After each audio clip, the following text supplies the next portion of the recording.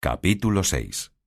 Del donoso y grande escrutinio que el cura y el barbero hicieron en la librería de nuestro ingenioso hidalgo. El cual aún todavía dormía. Pidió las llaves a la sobrina del aposento donde estaban los libros autores del daño, y ella se las dio de muy buena gana.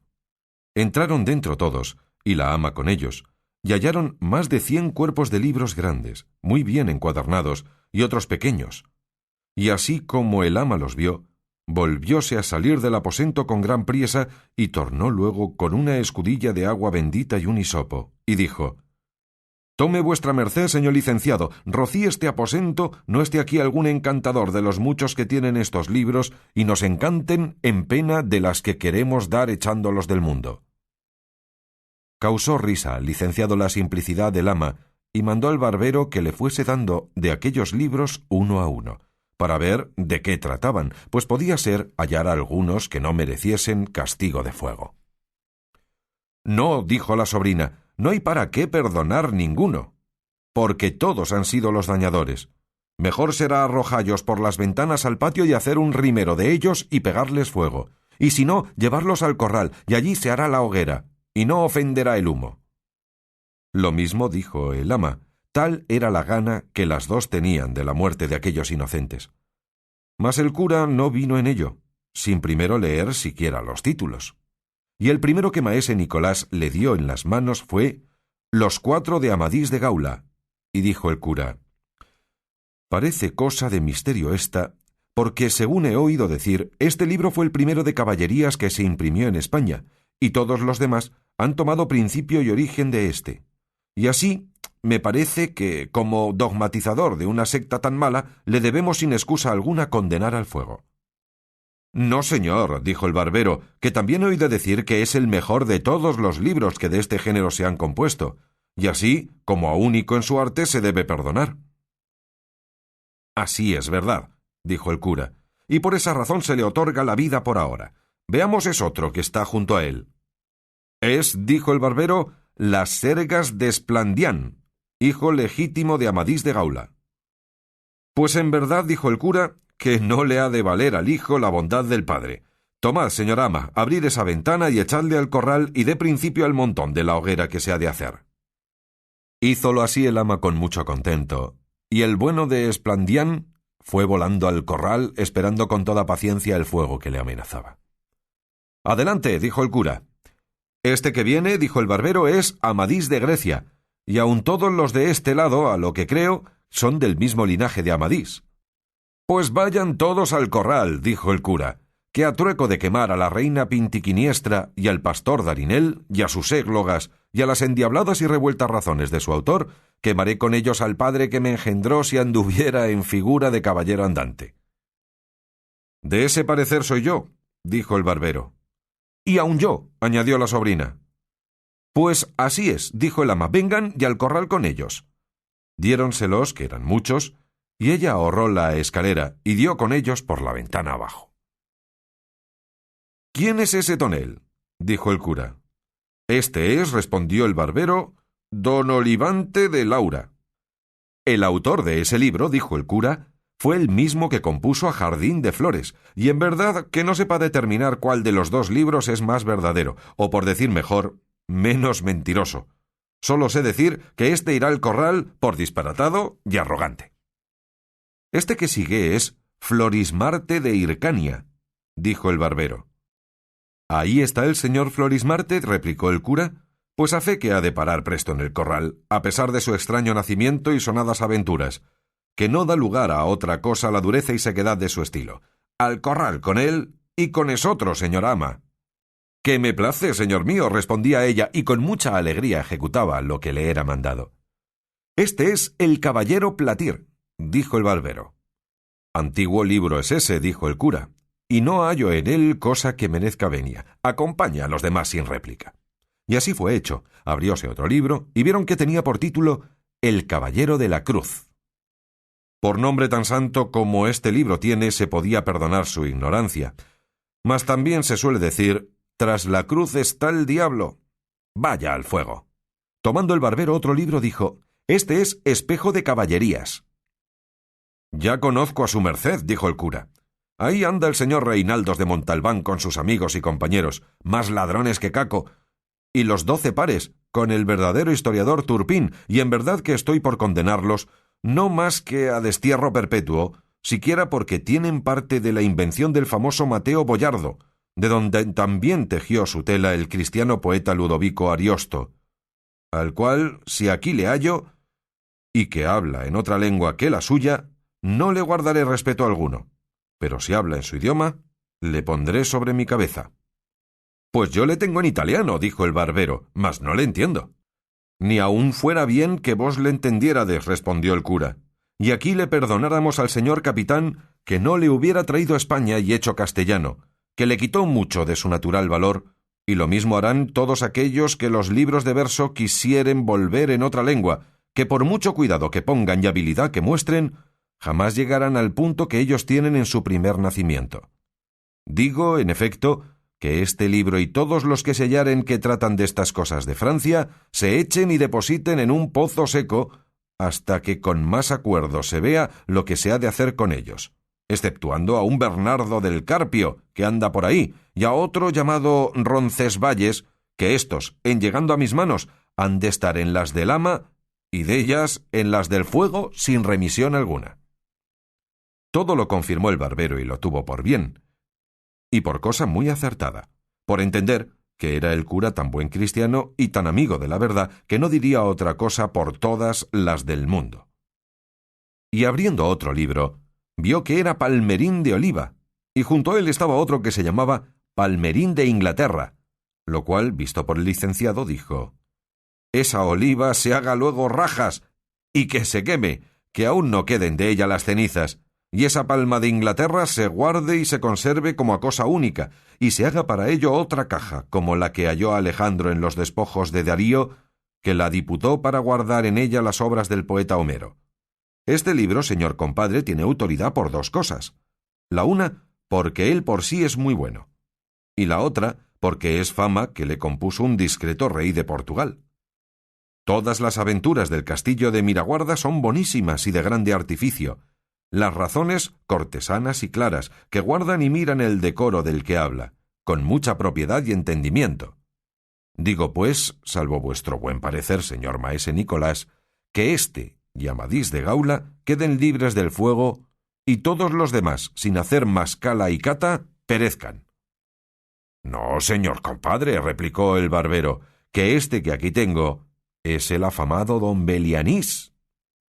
«Pues ese», replicó el cura, «con la segunda, tercera y cuarta parte tienen necesidad de un poco de ruibarbo para purgar la demasiada cólera suya, y es menester quitarles todo aquello del castillo de la fama y otras impertinencias de más importancia, para lo cual se les da término ultramarino, y como se enmendaren, así se usará con ellos de misericordia o de justicia, y en tanto tenedlos vos, compadre, en vuestra casa, mas nos los dejéis leer a ninguno». «Que me place», respondió el barbero. Y sin querer cansarse más en leer libros de caballerías, mandó el ama que tomase todos los grandes y diese con ellos en el corral. No se dijo a tonta ni a sorda, sino a quien tenía más gana de quemallos que de echar una tela, por grande y delgada que fuera, y asiendo casi 8 de una vez, los arrojó por la ventana. Por tomar muchos juntos se le cayó uno a los pies del barbero, que le tomó gana de ver de quién era, y vio que decía: «Historia del famoso caballero Tirante el Blanco». «Válame Dios», dijo el cura dando una gran voz, «que aquí está Tirante el Blanco. Dádmele acá, compadre, que hago cuenta que he hallado en él un tesoro de contento y una mina de pasatiempos. Aquí está don Quirieleisón de Montalbán, valeroso caballero, y su hermano Tomás de Montalbán, y el caballero Fonseca, con la batalla que el valiente de Tirante hizo con el alano y las agudezas de la doncella placer de mi vida, con los amores y embustes de la viuda reposada y la señora emperatriz enamorada de Hipólito su escudero. Dígoos verdad, señor compadre, que por su estilo es este el mejor libro del mundo. Aquí comen los caballeros, y duermen, y mueren en sus camas, y hacen testamento antes de su muerte, con estas cosas de que todos los demás libros de este género carecen. Con todo eso, os digo que merecía el que le compuso, pues no hizo tantas necedades de industria, que le echaran a galeras por todos los días de su vida. Llevadle a casa y leedle, y veréis que es verdad cuanto de él os he dicho. Así será, respondió el barbero, pero ¿qué haremos de estos pequeños libros que quedan? Estos, dijo el cura, no deben ser de caballerías, sino de poesía. Y abriendo uno, vio que era la Diana, de Jorge de Montemayor, y dijo, creyendo que todos los demás eran del mismo género: estos no merecen ser quemados, como los demás, porque no hacen ni harán el daño que los de caballerías han hecho, que son libros de entretenimiento sin perjuicio de tercero. «Ay, señor», dijo la sobrina, «bien los puede vuestra merced mandar quemar como a los demás, porque no sería mucho que, habiendo sanado mi señor tío de la enfermedad caballeresca, leyendo estos, se le antojase de hacerse pastor y andarse por los bosques y prados cantando y tañendo, y, lo que sería peor, hacerse poeta, que según dicen es una enfermedad incurable y pegadiza». «Verdad dice esta doncella», dijo el cura, «y será bien quitarle a nuestro amigo este tropiezo y ocasión delante. Y pues comenzamos por la Diana de Montemayor, soy de parecer que no se queme, sino que se le quite todo aquello que trata de la sabia Felicia y del agua encantada, y casi todos los versos mayores, y quédesele enhorabuena la prosa, y la honra de ser primero en semejantes libros. Este que se sigue, dijo el barbero, es la Diana llamada Segunda, del Salmantino, y este otro que tiene el mismo nombre cuyo autor es Gil Polo. Pues la del Salmantino, respondió el cura, acompañe y acreciente el número de los condenados al corral. Y la de Gil Polo se guarde como si fuera del mismo Apolo, y pase adelante, señor compadre, y démonos prisa, que se va haciendo tarde. Este libro es, dijo el barbero abriendo otro, los 10 libros de Fortuna de Amor, compuestos por Antonio de Lofraso, poeta sardo. Por las órdenes que recibí, dijo el cura, que desde que Apolo fue Apolo y las musas musas, y los poetas poetas, tan gracioso ni tan disparatado libro como ese no se ha compuesto, y que por su camino es el mejor y el más único de cuantos de este género han salido a la luz del mundo. Y el que no le ha leído puede hacer cuenta que no ha leído jamás cosa de gusto. Dádmele acá, compadre, que precio más haberle hallado que si me dieran una sotana de raja de Florencia. Púsole aparte con grandísimo gusto y el barbero prosiguió diciendo: estos que se siguen son El pastor de Iberia, Ninfas de Henares y Desengaños de celos. Pues no hay más que hacer, dijo el cura, sino entregarlos al brazo seglar del ama, y no se me pregunte el por qué, que sería nunca acabar. Este que viene es El pastor de Fílida. No es ese pastor, dijo el cura, sino muy discreto cortesano. Guárdese como joya preciosa. Este grande que aquí viene se intitula, dijo el barbero, Tesoro de varias poesías. Como ellas no fueran tantas, dijo el cura, fueran más estimadas. Menester es que este libro se escarde y limpie de algunas bajezas que entre sus grandezas tiene. Guárdese, porque su autor es amigo mío y por respeto de otras más heroicas y levantadas obras que ha escrito. Este es, siguió el barbero, el cancionero de López Maldonado. También el autor de ese libro, replicó el cura, es grande amigo mío, y sus versos en su boca admiran a quien los oye, y tal es la suavidad de la voz con que los canta, que encanta. Algo largo es en las églogas, pero nunca lo bueno fue mucho. Guárdese con los escogidos, pero ¿qué libro es ese que está junto a él? La Galatea de Miguel de Cervantes, dijo el barbero. Muchos años ha que es grande amigo mío ese Cervantes, y sé que es más versado en desdichas que en versos. Su libro tiene algo de buena invención, propone algo y no concluye nada. Es menester esperar la segunda parte que promete, quizá con la enmienda alcanzará del todo la misericordia que ahora se le niega, y entre tanto que esto se ve, tenedle recluso en vuestra posada, señor compadre. —Que me place —respondió el barbero—, y aquí tienen 3 todos juntos, la Araucana de don Alonso de Ercilla, la Austríada de Juan Rufo, jurado de Córdoba, y el Monserrato de Cristóbal de Virués, poeta valenciano. Todos esos 3 libros, dijo el cura, son los mejores que en verso heroico en lengua castellana están escritos, y pueden competir con los más famosos de Italia. Guárdense como las más ricas prendas de poesía que tiene España. Cansóse el cura de ver más libros, y así, a carga cerrada, quiso que todos los demás se quemasen, pero ya tenía abierto uno el barbero que se llamaba Las lágrimas de Angélica. Lloráralas yo, dijo el cura en oyendo el nombre, si tal libro hubiera mandado quemar, porque su autor fue uno de los famosos poetas del mundo, no sólo de España, y fue felicísimo en la traducción de algunas fábulas de Ovidio. Capítulo 7. De la segunda salida de nuestro buen caballero Don Quijote de la Mancha. Estando en esto, comenzó a dar voces Don Quijote diciendo: «Aquí, aquí, valerosos caballeros, aquí es menester mostrar la fuerza de vuestros valerosos brazos, que los cortesanos llevan lo mejor del torneo». Por acudir a este ruido y estruendo, no se pasó adelante con el escrutinio de los demás libros que quedaban, y así se cree que fueron al fuego sin ser vistos ni oídos La Carolea y León de España, con los hechos del emperador compuestos por don Luis de Ávila, que sin duda debían de estar entre los que quedaban, y quizás si el cura los viera, no pasaran por tan rigurosa sentencia. Cuando llegaron a Don Quijote, ya él estaba levantado de la cama y proseguía en sus voces y en sus desatinos, dando cuchilladas y reveses a todas partes, estando tan despierto como si nunca hubiera dormido. Abrazáronse con él y por fuerza le volvieron al lecho, y después que hubo sosegado un poco, volviéndose a hablar con el cura, le dijo: «Por cierto, señor arzobispo Turpín, que es gran mengua de los que nos llamamos 12 pares dejar tan sin más ni más llevar la victoria de este torneo a los caballeros cortesanos, habiendo nosotros los aventureros ganado el prez en los 3 días antecedentes». «Calle vuestra merced, señor compadre», dijo el cura, «que Dios será servido que la suerte se mude, y que lo que hoy se pierde se gane mañana, y atienda vuestra merced a su salud por ahora, que me parece que debe de estar demasiadamente cansado, si ya no es que está mal ferido». «Ferido no», dijo Don Quijote, «pero molido y quebrantado no hay duda de ello, porque aquel bastardo de don Roldán me ha molido a palos con el tronco de una encina, y todo de envidia, porque ve que yo solo soy el opuesto de sus valentías.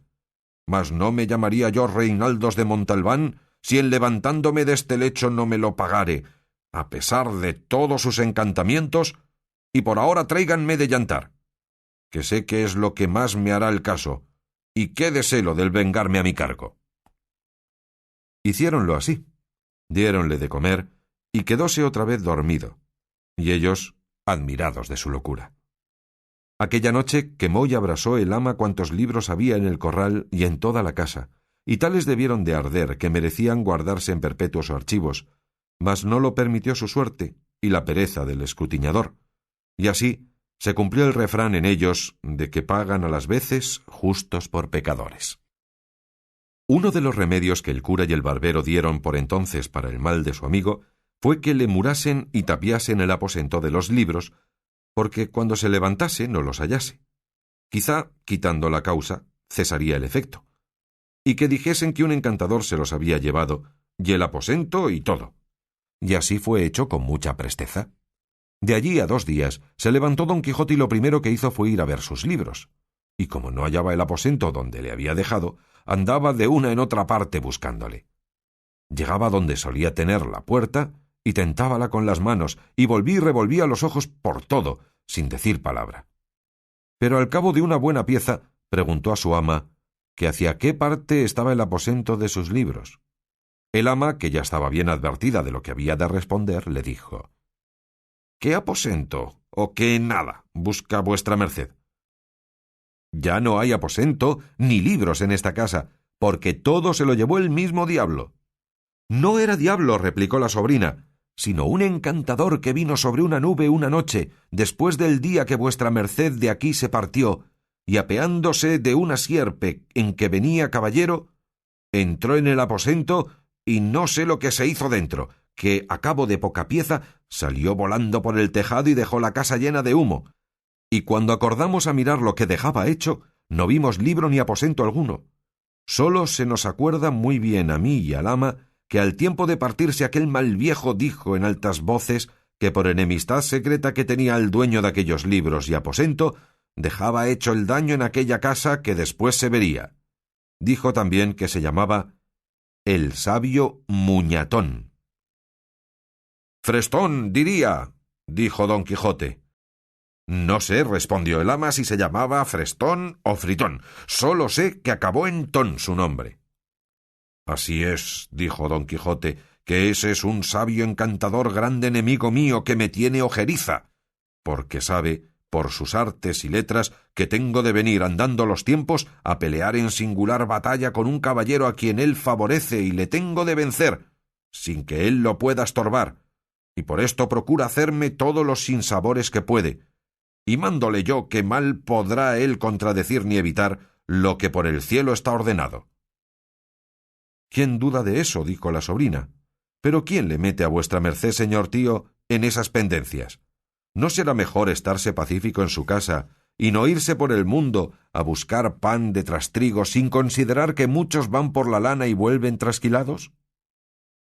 —Oh, sobrina mía —respondió don Quijote—, ¿y cuán mal que estás en la cuenta? Primero, que a mí me trasquilen, tendré peladas y quitadas las barbas a cuantos imaginaren tocarme en la punta de un solo cabello. No quisieron las dos replicarle más, porque vieron que se le encendía la cólera. Es pues el caso que él estuvo 15 días en casa muy sosegado, sin dar muestras de querer segundar sus primeros devaneos, en los cuales días pasó graciosísimos cuentos con sus dos compadres, el cura y el barbero, sobre que él decía que la cosa de que más necesidad tenía el mundo era de caballeros andantes, y de que en él se resucitase la caballería andantesca. El cura algunas veces le contradecía y otras concedía, porque si no guardaba este artificio no había poder averiguarse con él. En este tiempo solicitó don Quijote a un labrador vecino suyo, hombre de bien, si es que este título se puede dar al que es pobre, pero de muy poca sal en la mollera. En resolución tanto le dijo, tanto le persuadió y prometió, que el pobre villano se determinó de salirse con él y servirle de escudero. Decíale, entre otras cosas, don Quijote, que se dispusiese a ir con él de buena gana, porque tal vez le podía suceder aventura que ganase en quítame allá esas pajas alguna ínsula y le dejase a él por gobernador de ella. Con estas promesas y otras tales, Sancho Panza, que así se llamaba el labrador, dejó su mujer y hijos y asentó por escudero de su vecino. Dio luego don Quijote orden en buscar dineros, y vendiendo una cosa y empeñando otra y malbaratándolas todas, llegó una razonable cantidad. Acomodóse asimismo de una rodela que pidió prestada a un su amigo, y pertrechado su rota celada lo mejor que pudo, avisó a su escudero Sancho del día y la hora que pensaba ponerse en camino, para que él se acomodase de lo que viese que más le era menester. Sobre todo le encargó que llevase alforjas. Él dijo que sí llevaría, y que asimismo pensaba llevar un asno que tenía muy bueno, porque él no estaba duecho a andar mucho a pie. En lo del asno reparó un poco don Quijote, imaginando si se le acordaba si algún caballero andante había traído escudero caballero asnalmente. Pero nunca le vino alguno a la memoria.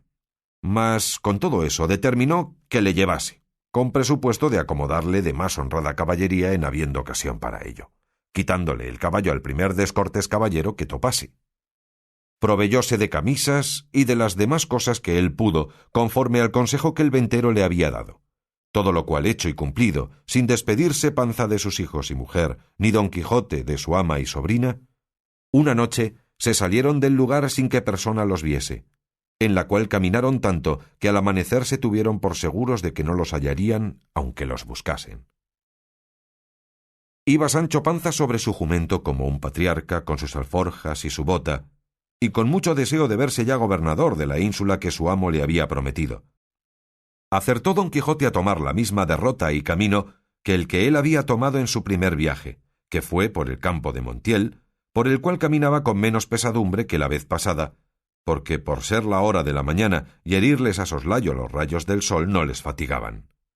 Dijo en esto Sancho Panza a su amo: «Mire vuestra merced, señor caballero andante, que no se le olvide lo que de la ínsula me tiene prometido, que yo la sabré gobernar por grande que sea». A lo cual respondió don Quijote: «Has de saber, amigo Sancho Panza, que fue costumbre muy usada de los caballeros andantes antiguos hacer gobernadores a sus escuderos de las ínsulas o reinos que ganaban, y yo tengo determinado de que por mí no falte tan agradecida usanza, antes pienso aventajarme en ella, porque ellos algunas veces, y quizá las más, esperaban a que sus escuderos fuesen viejos, y ya, después de hartos de servir y de llevar malos días y peores noches, les daban algún título de conde o por lo mucho de marqués de algún valle o provincia de poco más a menos. Pero si tú vives y yo vivo, bien podría ser que antes de 6 días ganase yo tal reino que tuviese otros a él adherentes que viniesen de molde para coronarte por rey de uno de ellos. Y no lo tengas a mucho, que cosas y casos acontecen a los tales caballeros por modos tan nunca vistos ni pensados, que con facilidad te podría dar aún más de lo que te prometo. De esa manera, respondió Sancho Panza, si yo fuese rey por algún milagro de los que vuesa merced dice, por lo menos Juana Gutiérrez, mi oíslo, vendría a ser reina, y mis hijos infantes. Pues ¿quién lo duda? Respondió don Quijote. Yo lo dudo, replicó Sancho Panza, porque tengo para mí que aunque lloviese Dios reinos sobre la tierra, ninguno asentaría bien sobre la cabeza de Mari Gutiérrez. Sepa, señor, que no vale 2 maravedís para reina, condesa le caerá mejor, y aun Dios y ayuda. Encomiéndalo tú a Dios, Sancho, respondió don Quijote, que él dará lo que más le convenga, pero no apoques tu ánimo tanto que te vengas a contentar con menos que con ser adelantado. No haré, señor mío, respondió Sancho, y más teniendo tan principal amo en vuestra merced, que me sabrá dar todo aquello que me esté bien y yo pueda llevar. Capítulo 8. Del buen suceso que el valeroso Don Quijote tuvo en la espantable y jamás imaginada aventura de los molinos de viento, con otros sucesos dignos de felice recordación. En esto descubrieron 30 o 40 molinos de viento que hay en aquel campo, y así como Don Quijote los vio, dijo a su escudero: La aventura ha guiado nuestras cosas mejor de lo que acertáramos a desear, porque ves allí, amigo Sancho Panza, donde se descubren 30 o pocos más desaforados gigantes, con quien pienso hacer batalla y quitarles a todos las vidas, con cuyos despojos comenzaremos a enriquecer, que esta es buena guerra, y es gran servicio de Dios quitar tan mala simiente de sobre la faz de la tierra. —¿Qué gigantes? —dijo Sancho Panza. —Aquellos que allí ves —respondió su amo—, de los brazos largos que los suelen tener algunos de casi 2 leguas. —Mire vuestra merced —respondió Sancho—, que aquellos que allí se parecen no son gigantes, sino molinos de viento, y lo que en ellos parecen brazos son las aspas que, volteadas del viento, hacen andar la piedra del molino. —Bien parece —respondió don Quijote— que no estás cursado en esto de las aventuras. Ellos son gigantes. Y si tienes miedo, quítate de ahí y ponte en oración en el espacio, que yo voy a entrar con ellos en fiera y desigual batalla. Y diciendo esto, dio de espuelas a su caballo Rocinante, sin atender a las voces que su escudero Sancho le daba, advirtiéndole que sin duda alguna eran molinos de viento, y no gigantes aquellos que iba a acometer. Pero él iba tan puesto en que eran gigantes que ni oía las voces de su escudero Sancho, ni echaba de ver, aunque estaba ya bien cerca, lo que eran. Antes iba diciendo en voces altas: «Non fuyades, cobardes y viles criaturas, que un solo caballero es el que os acomete».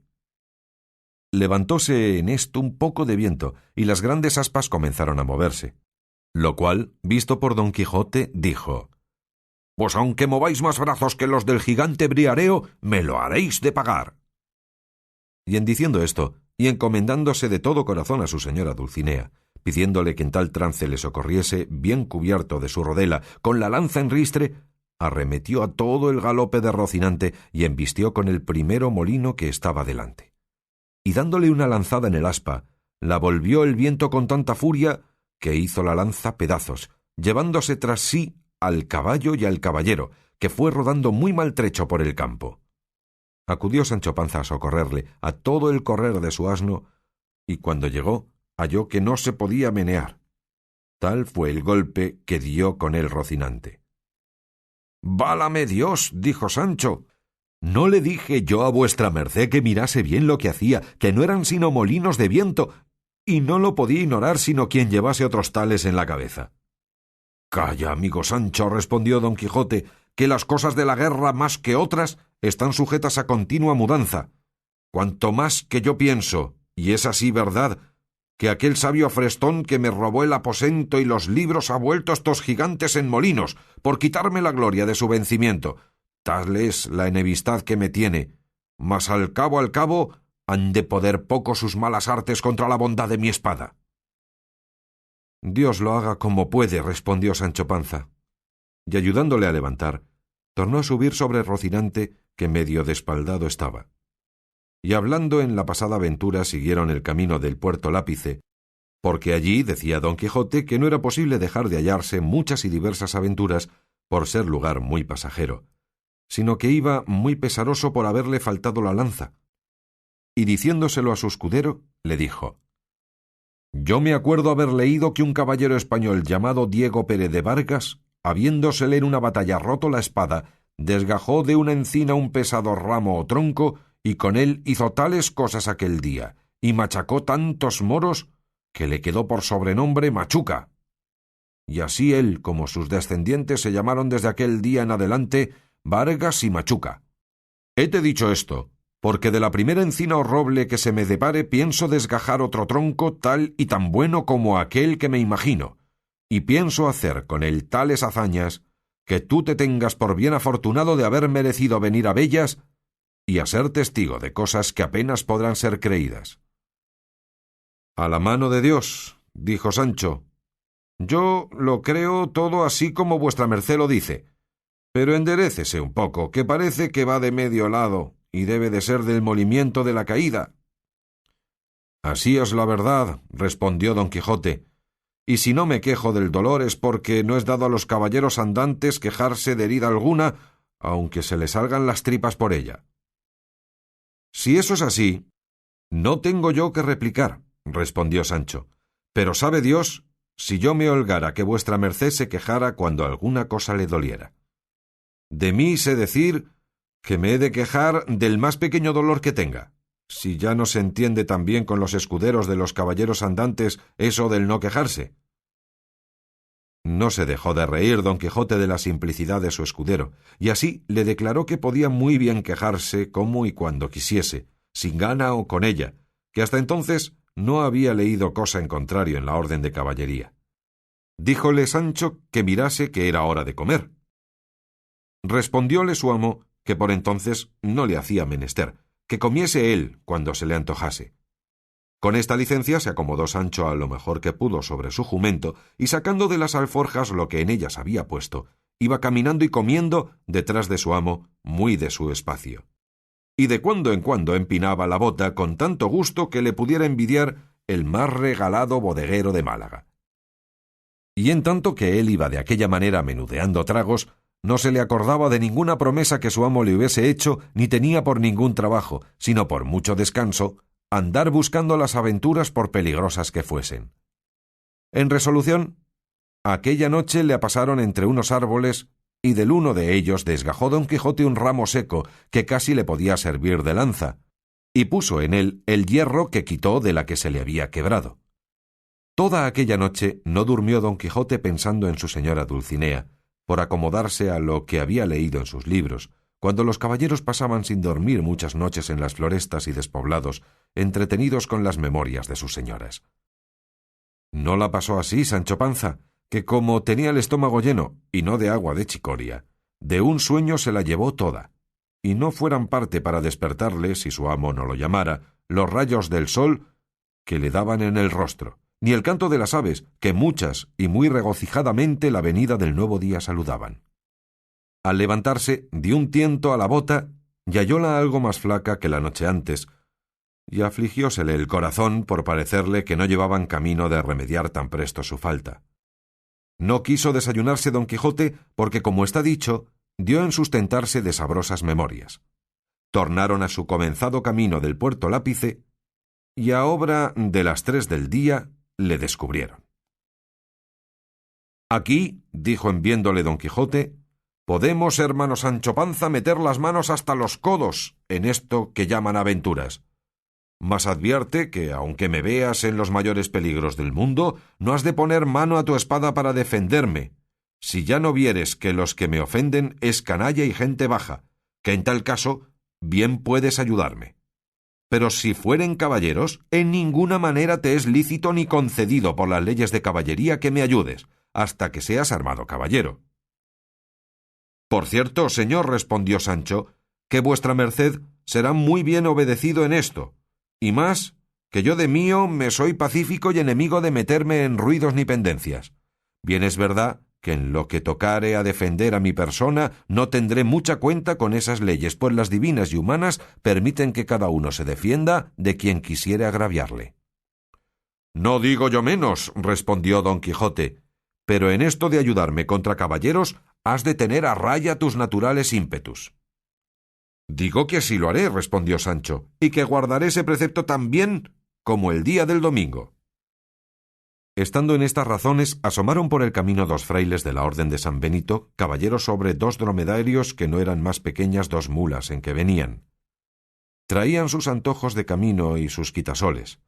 Detrás de ellos venía un coche con 4 o 5 de a caballo que le acompañaban y 2 mozos de mulas a pie. Venía en el coche, como después se supo, una señora vizcaína que iba a Sevilla, donde estaba su marido, que pasaba a las Indias con un muy honroso cargo. No venían los frailes con ella, aunque iban el mismo camino, mas apenas los divisó don Quijote cuando dijo a su escudero: «O yo me engaño, o esta ha de ser la más famosa aventura que se haya visto, porque aquellos bultos negros que allí parecen deben de ser, y son, sin duda, algunos encantadores que llevan hurtada a alguna princesa en aquel coche, y es menester deshacer este tuerto a todo mi poderío». «Peor será esto que los molinos de viento», dijo Sancho. «Mire, señor, que aquellos son frailes de San Benito, y el coche debe de ser de alguna gente pasajera. Mire que digo que mire bien lo que hace, no sea el diablo que le engañe». «Ya te he dicho, Sancho», respondió don Quijote, «que sabes poco de achaque de aventuras. Lo que yo digo es verdad, y ahora lo verás». Y diciendo esto se adelantó y se puso en la mitad del camino por donde los frailes venían, y en llegando tan cerca que a él le pareció que le podrían oír lo que dijese, en alta voz dijo: «Gente endiablada y descomunal, dejad luego al punto las altas princesas que en ese coche lleváis forzadas, si no, aparejaos a recibir presta muerte por justo castigo de vuestras malas obras». Detuvieron los frailes las riendas y quedaron admirados así de la figura de don Quijote como de sus razones, a las cuales respondieron: «Señor caballero, nosotros no somos endiablados ni descomunales, sino 2 religiosos de San Benito que vamos nuestro camino, y no sabemos si en este coche vienen o no ningunas forzadas princesas». «Para conmigo no hay palabras blandas, que ya yo os conozco, fe mentida canalla», dijo don Quijote. Y sin esperar más respuesta, picó a Rocinante, y la lanza baja arremetió contra el primero fraile, con tanta furia y de nuevo, que si el fraile no se dejara caer de la mula, él le hiciera venir al suelo mal de su grado, y aun malferido si no cayera muerto. El segundo religioso, que vio del modo que trataban a su compañero, puso piernas al castillo de su buena mula y comenzó a correr por aquella campaña más ligero que el mismo viento. Sancho Panza, que vio en el suelo al fraile, apeándose ligeramente de su asno, arremetió a él y le comenzó a quitar los hábitos. Llegaron en esto 2 mozos de los frailes y preguntáronle por qué le desnudaba. Respondióles Sancho que aquello le tocaba a él legítimamente como despojos de la batalla que su señor don Quijote había ganado. Los mozos, que no sabían de burlas ni entendían aquello de despojos ni batallas, viendo que ya don Quijote estaba desviado de allí, hablando con las que en el coche venían, arremetieron con Sancho y dieron con él en el suelo, y sin dejarle pelo en las barbas le molieron a coces y le dejaron tendido en el suelo sin aliento ni sentido.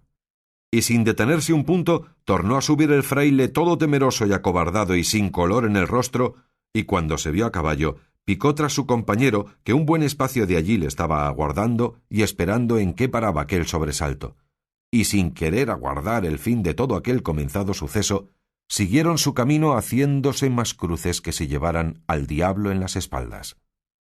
Don Quijote estaba, como se ha dicho, hablando con la señora del coche, diciéndole: «La vuestra fermosura, señora mía, puede facer de su persona lo que más le viniera en talante, porque ya la soberbia de vuestros robadores yace por el suelo, derribada por este mi fuerte brazo, Y porque no penéis por saber el nombre de vuestro libertador, sabed que yo me llamo Don Quijote de la Mancha, caballero andante y aventurero, y cautivo de la sin par y hermosa doña Dulcinea del Toboso, y en pago del beneficio que de mí habéis recibido, no quiero otra cosa, sino que volváis al Toboso y que de mi parte os presentéis ante esta señora, y le digáis lo que por vuestra libertad he fecho.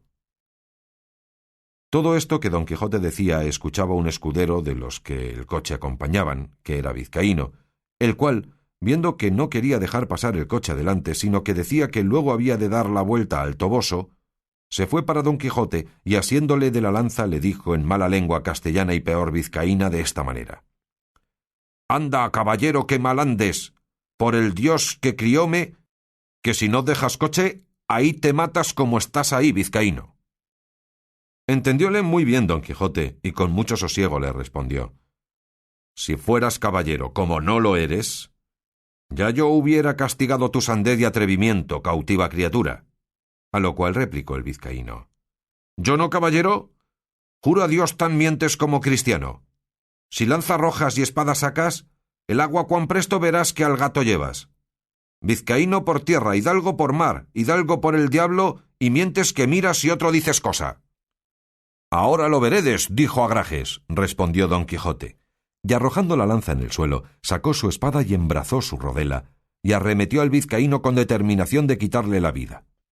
El vizcaíno, que así le vio venir, aunque quisiera apearse de la mula, que por ser de las malas de alquiler no había que fiar en ella, no pudo hacer otra cosa sino sacar su espada, pero avínole bien que se halló junto al coche, de donde pudo tomar una almohada que le sirvió de escudo, y luego le fueron el uno para el otro, como si fueran dos mortales enemigos.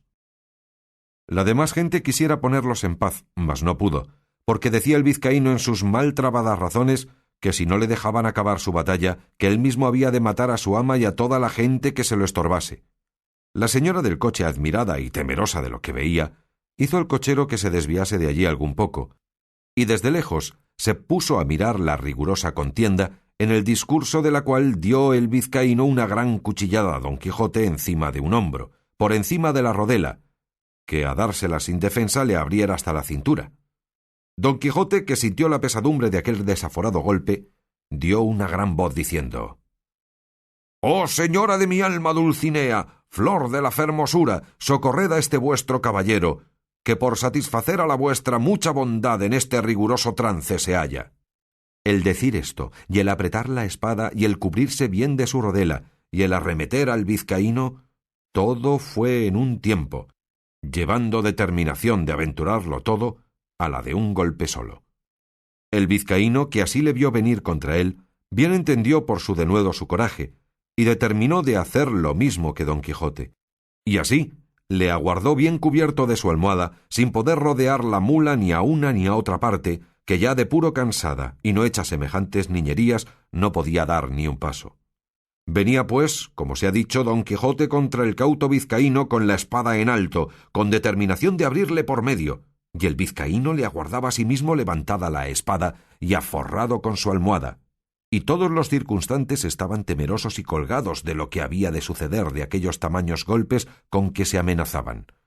Y la señora del coche y las demás criadas suyas estaban haciendo 1000 votos y ofrecimientos a todas las imágenes y casas de devoción de España, porque Dios librase a su escudero y a ellas de aquel tan grande peligro en que se hallaban.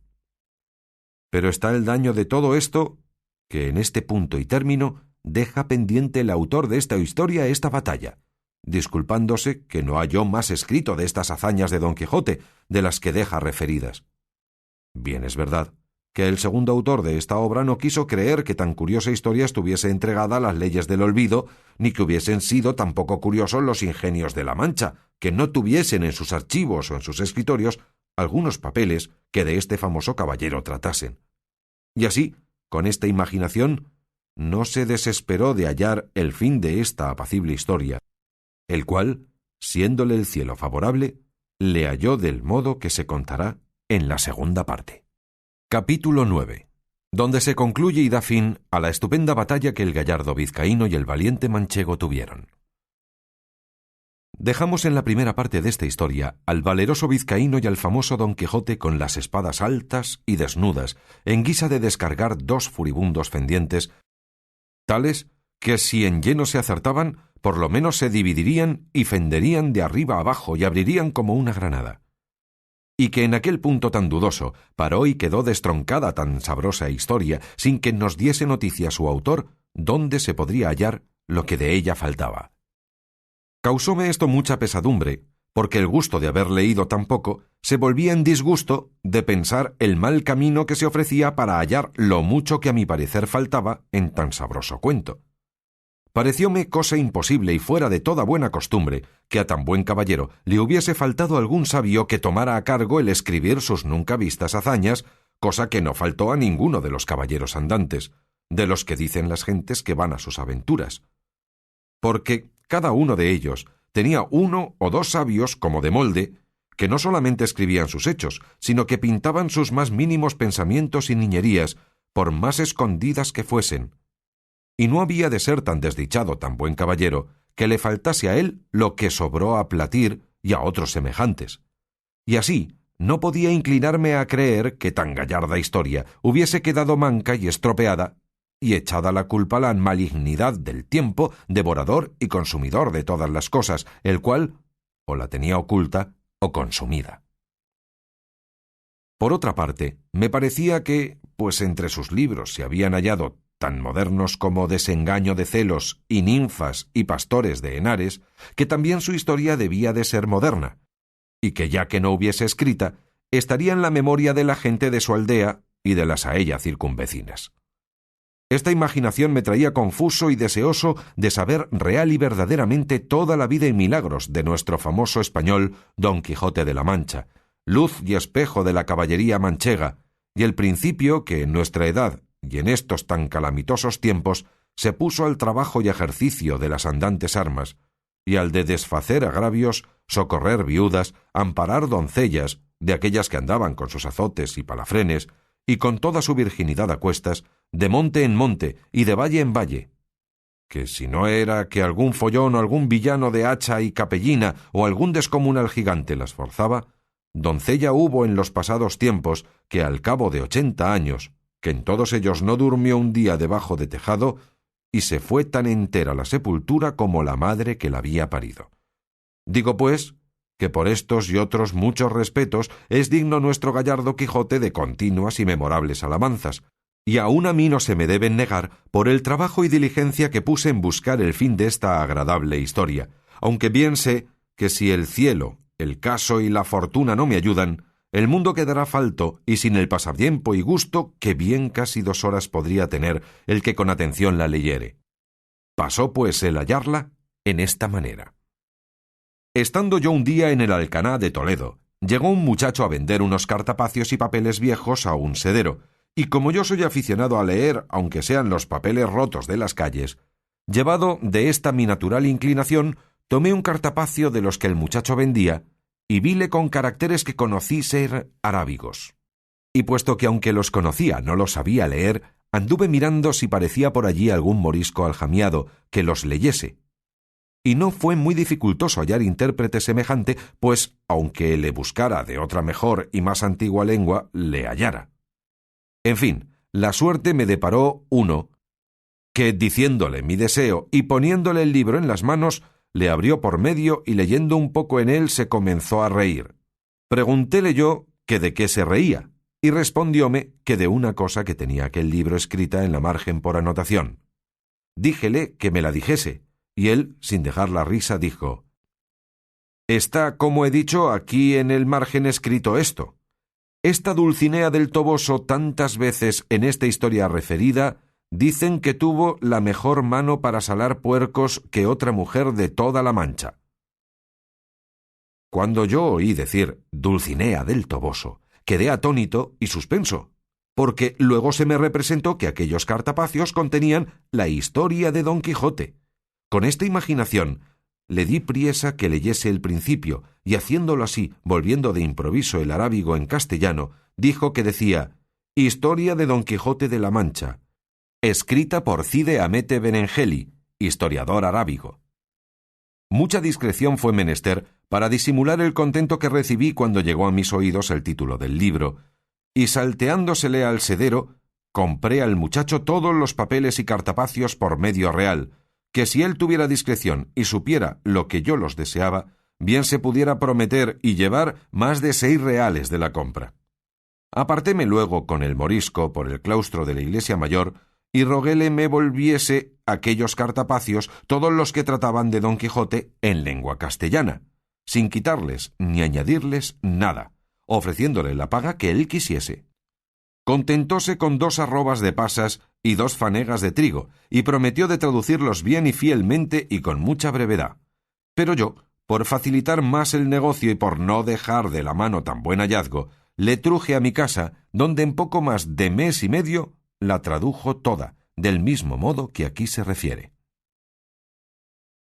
Estaba en el primero cartapacio pintada muy al natural la batalla de Don Quijote con el vizcaíno, puestos en la misma postura que la historia cuenta, levantadas las espadas, el uno cubierto de su rodela, el otro de la almohada, y la mula del vizcaíno tan al vivo que estaba mostrando ser de alquiler a tiro de ballesta. Tenía a los pies escrito el vizcaíno un título que decía Don Sancho de Azpetia, que sin duda debía de ser su nombre, y a los pies de Rocinante estaba otro que decía Don Quijote. Estaba Rocinante maravillosamente pintado, tan largo y tendido, tan atenuado y flaco, con tanto espinazo, tan ético confirmado, que mostraba bien al descubierto con cuánta advertencia y propiedad se le había puesto el nombre de Rocinante. Junto a él estaba Sancho Panza, que tenía del cabestro a su asno, a los pies del cual estaba otro rétulo que decía Sancho Zancas, y debía de ser que tenía, a lo que mostraba la pintura, la barriga grande, el talle corto y las zancas largas. Y por esto se le debió de poner el nombre de Panza y de Zancas, que con estos 2 sobrenombres le llama algunas veces la historia. Otras algunas menudencias había que advertir, pero todas son de poca importancia y que no hacen al caso a la verdadera relación de la historia, que ninguna es mala como sea verdadera. Si a ésta se le puede poner alguna objeción cerca de su verdad, no podrá ser otra sino haber sido su autor arábigo, siendo muy propio de los de aquella nación ser mentirosos.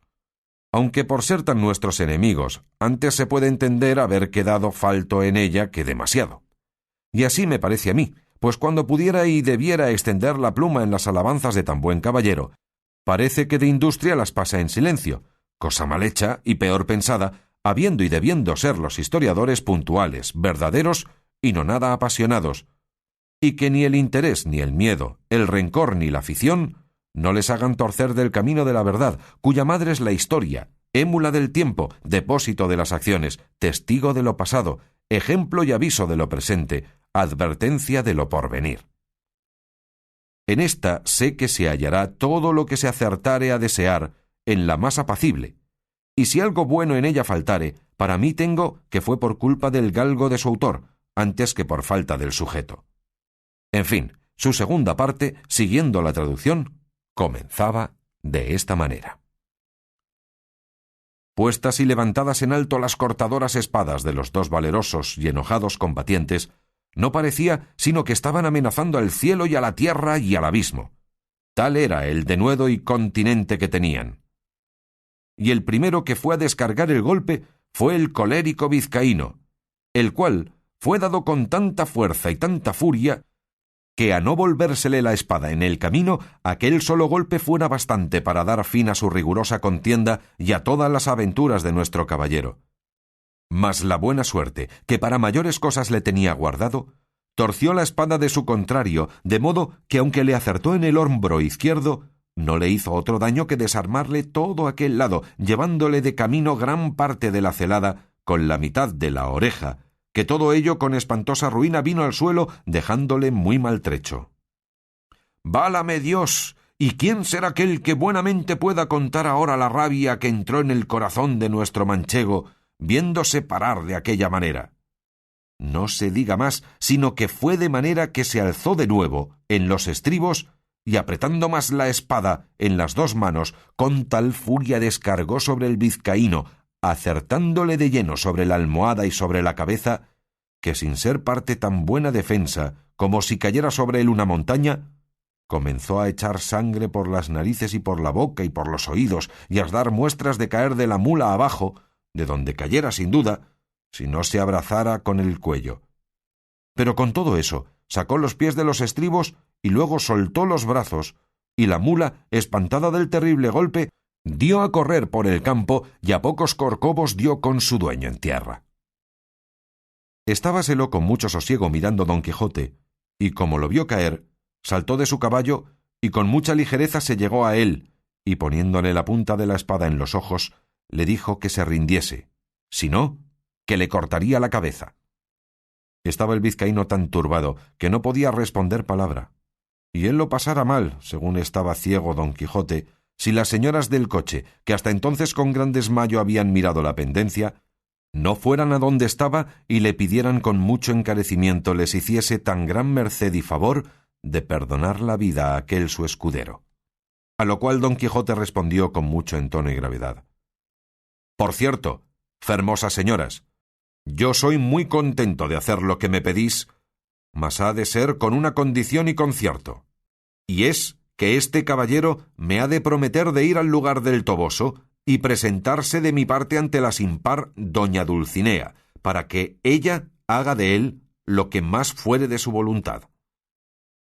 La temerosa y desconsolada señora, sin entrar en cuenta de lo que Don Quijote pedía y sin preguntar quién Dulcinea fuese, le prometieron que el escudero haría todo aquello que de su parte le fuese mandado. «Pues en fe de esa palabra, yo no le haré más daño, puesto que me lo tenía bien merecido». Capítulo 10. De lo que más le avino a Don Quijote con el vizcaíno y del peligro en que se vio con una caterva de yangüeses. Ya en este tiempo se había levantado Sancho Panza, algo maltrecho de los mozos de los frailes, y había estado atento a la batalla de su señor Don Quijote, y rogaba a Dios en su corazón fuese servido de darle victoria, y que en ella ganase alguna ínsula de donde le hiciese gobernador, como se lo había prometido.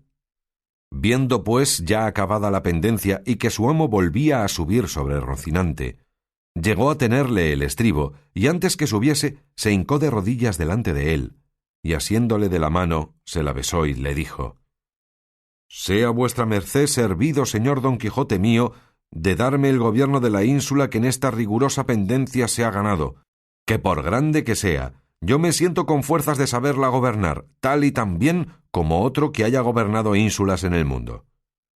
A lo cual respondió Don Quijote: «Advertid, hermano Sancho, que esta aventura y las a esta semejantes no son aventuras de ínsulas, sino de encrucijadas, en las cuales no se gana otra cosa que la de sacar rota la cabeza o una oreja menos.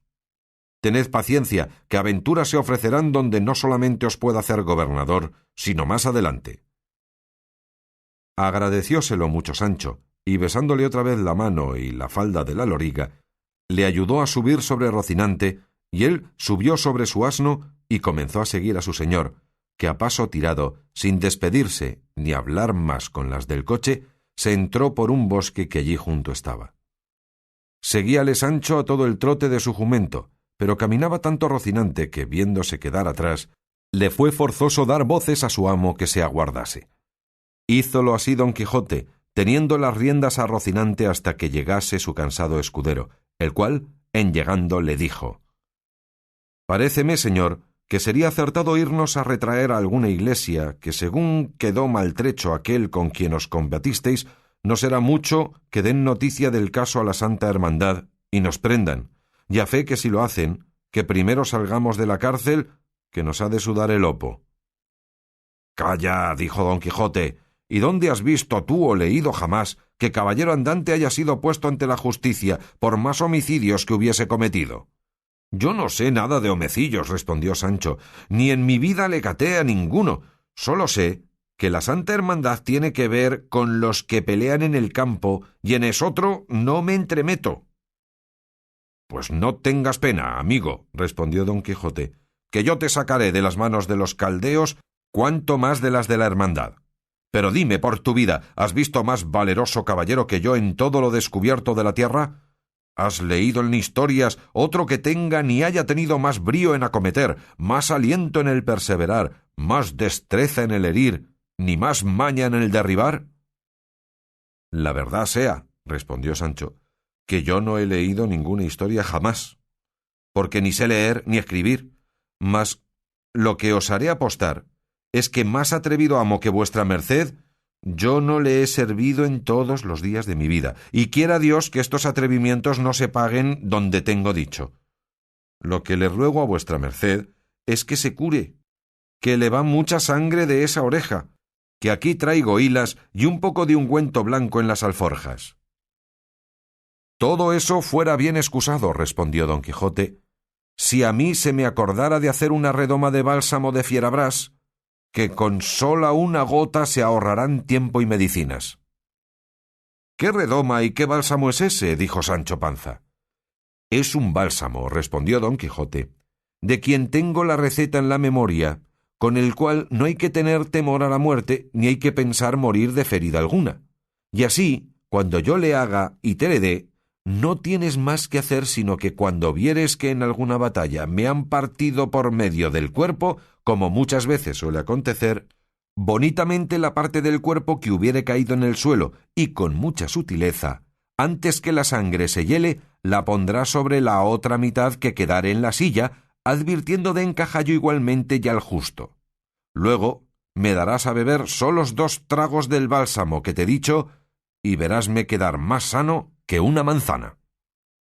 Si eso hay, dijo Panza, yo renuncio desde aquí el gobierno de la prometida ínsula y no quiero otra cosa en pago de mis muchos y buenos servicios, sino que vuestra merced me dé la receta de ese extremado licor, que para mí tengo que valdrá la onza donde quiera más de a 2 reales, y no he menester yo más para pasar esta vida honrada y descansadamente. Pero es de saber ahora si tiene mucha costa el acelle. Con menos de 3 reales se pueden hacer 3 azumbres, respondió don Quijote. Pecador de mí, replicó Sancho, pues ¿a qué aguarda vuestra merced a hacelle y enseñármele? Calla, amigo, respondió don Quijote, que mayores secretos pienso enseñarte y mayores mercedes hacerte, y por ahora curémonos, que la oreja me duele más de lo que yo quisiera. Sacó Sancho de las alforjas hilas y ungüento, mas cuando don Quijote llegó a ver rota su celada, pensó perder el juicio, y puesta la mano en la espada y alzando los ojos al cielo, dijo: Yo hago juramento al Criador de todas las cosas y a los santos 4 evangelios, donde más largamente están escritos, de hacer la vida que hizo el grande marqués de Mantua cuando juró de vengar la muerte de su sobrino Valdovinos, que fue de no comer pan a manteles ni con su mujer folgar, y otras cosas que aunque de ellas no me acuerdo, las doy aquí por expresadas, hasta tomar entera venganza del que tal desaguisado me fizo. Oyendo esto Sancho, le dijo: Advierta vuestra merced, señor Don Quijote, que si el caballero cumplió lo que se le dejó ordenado de irse a presentar ante mi señora Dulcinea del Toboso, ya habrá cumplido con lo que debía y no merece otra pena si no comete nuevo delito. Has hablado y apuntado muy bien, respondió don Quijote, y así anulo el juramento en cuanto lo que toca a tomar de él nueva venganza. Pero hágole y confírmole de nuevo de hacer la vida que he dicho hasta tanto que quite por fuerza otra celada tan y tan buena como esta a algún caballero. Y no piense, Sancho, que así a humo de pajas hago esto, que bien tengo a quien imitar en ello, que esto mismo pasó al pie de la letra sobre el yelmo de Mambrino, que tan caro le costó a Sacripante. —Que dé al diablo vuestra merced tales juramentos, señor mío —replicó Sancho—, que son muy en daño de la salud y muy en perjuicio de la conciencia. Si no, dígame ahora, si acaso en muchos días no topamos hombre armado con celada, ¿qué hemos de hacer? ¿Hase de cumplir el juramento a despecho de tantos inconvenientes e incomodidades como será el dormir vestido y el no dormir en poblado y otras 1000 penitencias que contenía el juramento de aquel loco viejo del marqués de Mantua que vuestra merced quiere revalidar ahora? Mire vuestra merced bien, que por todos estos caminos no andan hombres armados, sino arrieros y carreteros, que no solo no traen celadas, pero quizá no las han oído nombrar en todos los días de su vida. Engáñaste en esto, dijo don Quijote, porque no habremos estado 2 horas por estas encrucijadas cuando veamos más armados que los que vinieron sobre Albraca a la conquista de Angélica la Bella.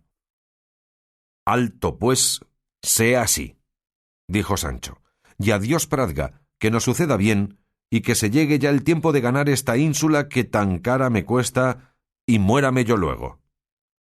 Ya te he dicho, Sancho, que no te dé eso cuidado alguno, que cuando faltare ínsula, ahí está el reino de Dinamarca, o el de Sobradisa, que te vendrán como anillo al dedo, y más que por ser en tierra firme te debes más alegrar. Pero dejemos esto para su tiempo, y mira si traes algo en esas alforjas que comamos, porque vamos luego en busca de algún castillo donde alojemos esta noche y hagamos el bálsamo que te he dicho, porque yo te voto a Dios, que me va doliendo mucho la oreja. Aquí traigo una cebolla y un poco de queso, y no sé cuántos mendrugos de pan, dijo Sancho, pero no son manjares que pertenecen a tan valiente caballero como vuestra merced. —Qué mal lo entiendes —respondió don Quijote—. Hágote saber, Sancho, que es honra de los caballeros andantes no comer en un mes, y ya que coman, sea de aquello que hallaren más a mano.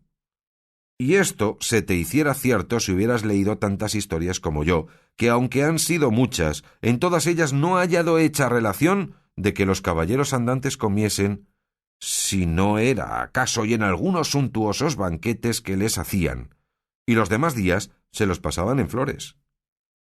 Y aunque se deja entender que no podían pasar sin comer y sin hacer todos los otros menesteres naturales, porque en efecto eran hombres como nosotros, hase de entender también que andando lo más del tiempo de su vida por las florestas y despoblados, y sin cocinero, que su más ordinaria comida sería de viandas rústicas, tales como las que tú ahora me ofreces.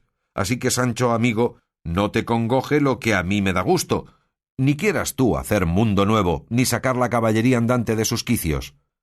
Perdóneme, vuestra merced, dijo Sancho, que como yo no sé leer ni escribir, como otra vez he dicho, no sé ni he caído en las reglas de la profesión caballeresca, y de aquí adelante yo proveeré las alforjas de todo género de fruta seca para vuestra merced, que es caballero, y para mí las proveeré, pues no lo soy, de otras cosas volátiles y de más sustancia. No digo yo, Sancho, replicó don Quijote, que sea forzoso a los caballeros andantes no comer otra cosa sino esas frutas que dices, sino que su más ordinario sustento debía de ser de ellas, y de algunas hierbas que hallaban por los campos, que ellos conocían y yo también conozco. Virtud es, respondió Sancho, conocer esas hierbas, que según yo me voy imaginando, algún día será menester usar de ese conocimiento. Y sacando en esto lo que dijo que traía, comieron los dos en buena paz y compañía. Pero, deseosos de buscar dónde alojar aquella noche, acabaron con mucha brevedad su pobre y seca comida. Subieron luego a caballo y diéronse priesa por llegar a poblado antes que anocheciese, pero faltóles el sol y la esperanza de alcanzar lo que deseaban junto a unas chozas de unos cabreros, y así determinaron de pasarla allí, que cuanto fue de pesadumbre para Sancho no llegar a poblado, fue de contento para su amo dormirla al cielo descubierto, por parecerle que cada vez que esto le sucedía era hacer un acto posesivo que facilitaba la prueba de su caballería.